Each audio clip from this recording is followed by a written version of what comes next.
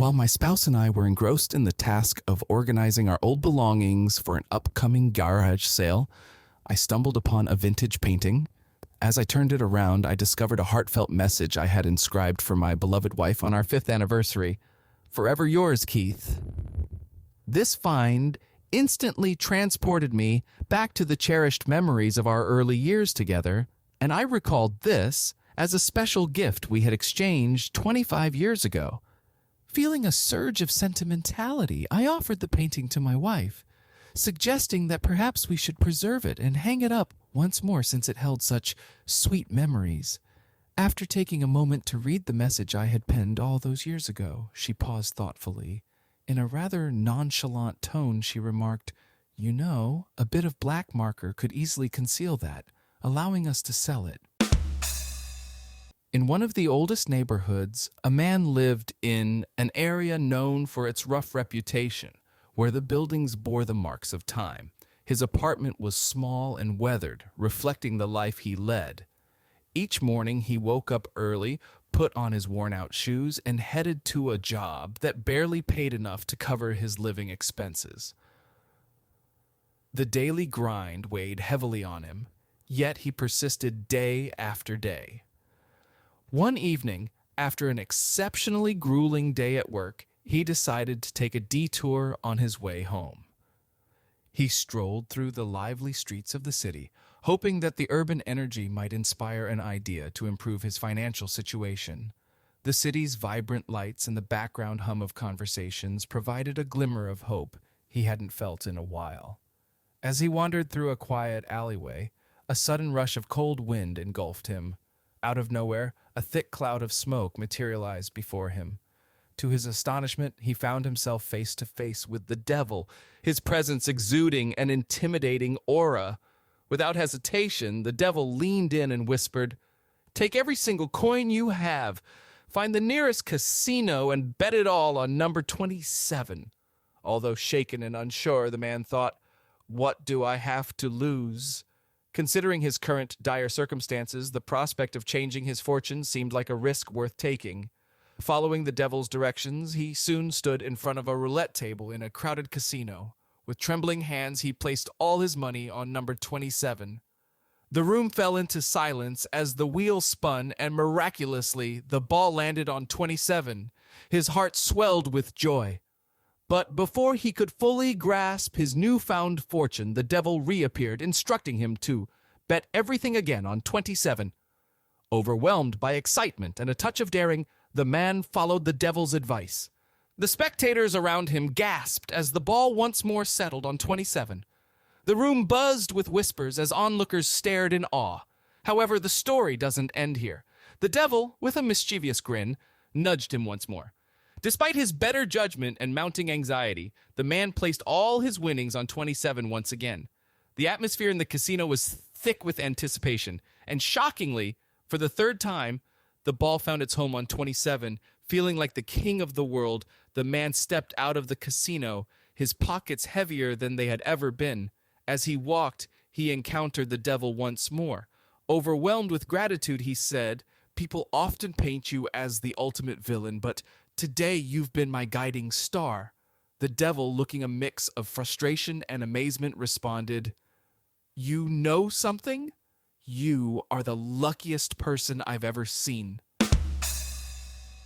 Within the vast network of government intelligence agencies, there resided a pivotal player, the CIA. This was not an ordinary organization. It served as the bedrock of the nation's security, facing threats of unparalleled complexity. Their mission was to identify and recruit elite individuals who possessed not only extraordinary skills, but unwavering dedication and resilience. The selection process was both intricate and vital, involving hundreds of candidates. Out of the multitude of applicants, the agency identified 3 individuals who truly stood out, not only due to their exceptional profiles, but also because of their promising potential. Among these candidates, 2 men radiated courage and intelligence, while 1 woman boasted equally impressive credentials, if not more so. However, the CIA sought more than just promising profiles. They aimed to ensure these recruits possessed the ability to withstand the intense pressure, moral ambiguity, and challenges that would shatter most individuals. The decision makers at the agency devised a test, one that was unconventional and grueling. This test went beyond assessing skills. It delved into character, priorities, and, most crucially, obedience. The first candidate was ushered into a sterile and ominous room where he was handed a weapon, a gun that gleamed ominously. He was informed that the ultimate test of his commitment lay behind a door, where his beloved wife sat, completely unsuspecting. His orders, however, were unthinkable. He was instructed to eliminate her. Stricken with disbelief and torn by emotion, the man protested vehemently. Refusing to carry out this inhumane task, he declared, "I cannot do it, I won't." Despite the high stakes, he could not betray his heart, and he left his potential future with the agency sealed in that moment of defiance. Next in line was the second candidate, who also faced the same dreadful task. Overwhelmed by the mere thought of it, he confessed, his eyes brimming with tears, that he couldn't bring himself to harm the woman he loved. Not even the most prestigious position within the CIA could make him turn his back on her. As he exited the room, the door closed behind him, and he carried with him a mix of relief and deep sadness. Finally, the woman candidate was summoned. She, too, received the same instructions, and her challenge was no less daunting. Yet, with a stoic demeanor, she accepted the command. In a world where personal sacrifices were a form of currency, she entered the room and was met with unsettling silence. Minutes dragged on like eternities, each second feeling heavier than the last. Then, without warning, the silence was shattered.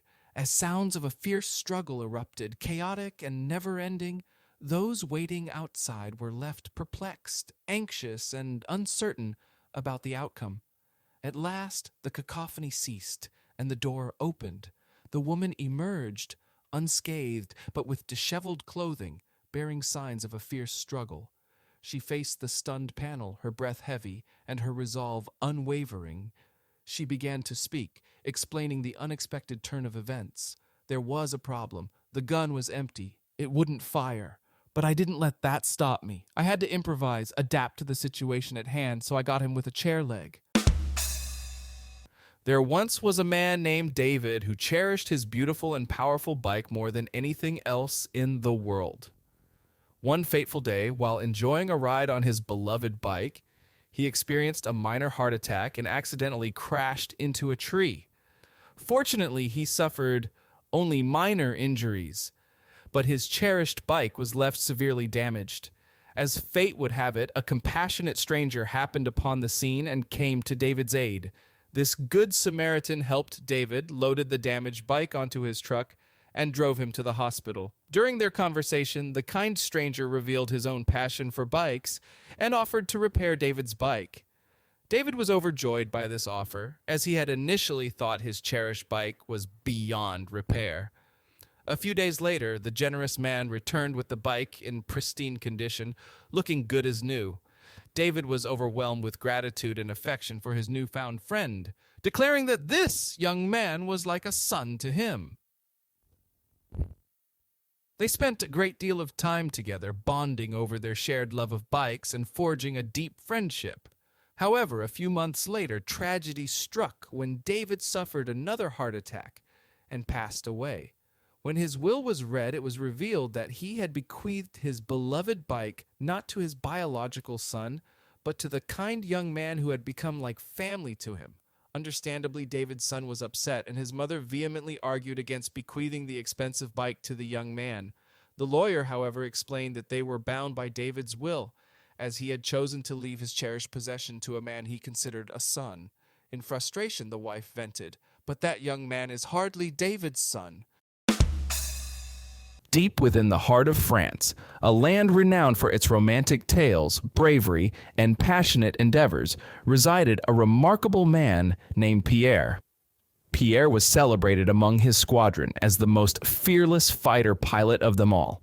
He was known for his audacious exploits in the skies, and this reputation for daring was matched only by his penchant for savoring life's exhilarating moments on the ground.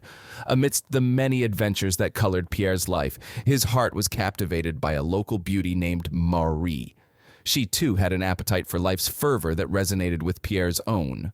Their affection for one another was a well-known and cherished story. Much like Pierre's legendary feats in the air, on one particularly splendid afternoon, Pierre decided that it was the perfect day for a tranquil outing, and he extended an invitation to Marie. They set out for a picturesque picnic by the riverside, where the serenity of the riverbank provided an idyllic backdrop for their romantic rendezvous. As they nestled on their picnic blanket, the atmosphere crackled with the unspoken excitement of young love. Feeling the enchantment of the moment, Marie gazed into Pierre's eyes and, with a gentle plea, whispered, "Pierre, kiss me." Pierre, never one to miss a chance for dramatic flair, grasped a bottle of exquisite Merlot wine and playfully splashed a bit onto Marie's lips. Perplexed by this unexpected gesture, Marie inquired about his intentions. With pride and theatrical flair, Pierre declared, "I am Pierre the fighter pilot. When I have red meat, I have red wine." Understanding his spirited nature, Marie burst into laughter, and they shared a tender kiss. As their embrace deepened and the world around them faded into insignificance, Marie, breathless and lost in the moment, found herself yearning for more. She softly whispered, "Pierre, kiss me lower." With a glint of mischief in his eye, Pierre responded with enthusiasm. Swiftly he unbuttoned her blouse and reached for a bottle of exquisite Chardonnay, drizzling it sensually over her chest. Marie, initially taken aback, soon joined in Pierre's spirited playfulness and asked about his audacious intentions. Unfazed, Pierre maintained his character, declaring, "I am Pierre the fighter pilot. When I have white meat, I have white wine." Their escapade continued to evolve, matching the wildness of their natural surroundings. Passion surged, their hearts racing in harmony, and Marie, caught in the whirlwind of romance, urged Pierre with breathless anticipation, "Kiss me lower." True to his reputation for fearlessness and flair, Pierre did not disappoint. He swiftly removed her remaining garments, grabbed a bottle of the finest cognac, and generously poured it onto her lap. With the precision of a skilled pilot, he ignited a match and set the cognac ablaze in an instant. Marie, taken by surprise, leaped into the river to extinguish the flames. Emerging from the water, she shouted in a mixture of frustration and bewilderment, "Pierre, what on earth do you think you're doing?" Standing firmly at the water's edge, Pierre replied with unwavering confidence, "I am Pierre, the fighter pilot. If I go down in flames." And there you have it, a story of hope, unconventional charm, and a clever punchline that reminds us that love can come from unexpected places.